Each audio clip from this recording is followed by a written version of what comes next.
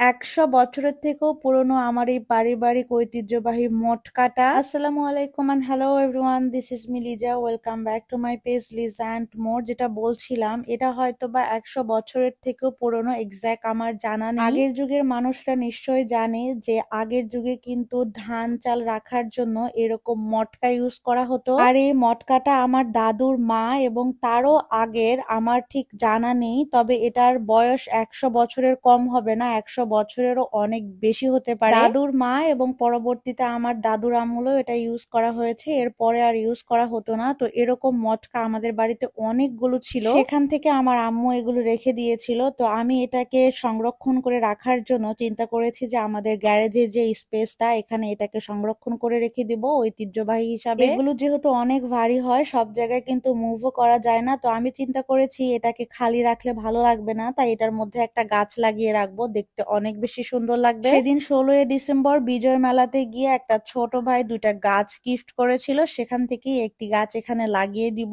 মানে এখানে লাগানোর জন্যই মূলত এই গাছটা নেওয়া হয়েছিল। পারিবারিক ভাবে গাছ লাগানো এবং গাছের প্রতি প্রেম ভালোবাসা আমার একটু বেশি, তো এখানে গাছ লাগাবো অনেকদিন থেকে চিন্তা করেছিলাম। তো পরবর্তীতে আমি গাছটা নিয়ে ভেবেছি এখানেই লাগিয়ে দিব। ভিডিওতে দেখতে ছোট লাগলেও এই মটকাটা কিন্তু আসলে অনেক বড়, আর এর মধ্যে কিন্তু অনেকগুলো মাটিও দিতে হয়েছে, তাই এই মাটি দেওয়ার অলসতায় গাছটা মূলত লাগানো হচ্ছিল না। ফাইনালি যেহেতু গাছ কিনে ফেলেছি তাই লাগিয়েই ফেললাম। আচ্ছা, আপনাদের কার কার গাছ লাগাতে অনেক ভালো লাগে অবশ্যই কমেন্ট করে জানাবেন, এবং আপনাদের কারো বাসাতে এরকম কি ঐতিহ্যবাহী কোনো মটকা আছে কিনা সেটাও কিন্তু কমেন্ট করে জানাতে পারেন। সেই সাথে কেমন লাগছে সেটাও কিন্তু কমেন্ট করে জানাতে ভুলবেন না। আমার কাছে তো অসম্ভব সুন্দর লাগছে, সিঁড়ির পাশে একটা স্পেস, ওই স্পেসে এই গাছটা লাগিয়েছি, দেখতে কিন্তু খুবই ভালো লাগছে মাশাআল্লাহ। আর এখন আরেকটা গাছ যে নিয়েছিলাম গোলাপ, সেই গাছটাও লাগিয়ে দিব। ভেবেছিলাম নিচে যে গার্ডেন আছে সেই গার্ডেনে এই গাছটা লাগিয়ে দিব, তারপরে ভাবলাম যে না, গার্ডেনে কোনো জায়গায় নাই, তাই এটাকে ছাদে একটা টপের মধ্যে লাগাবো। আসলে যখন ঢাকায় ছিলাম তখন ভাবতাম বাড়িতে এসে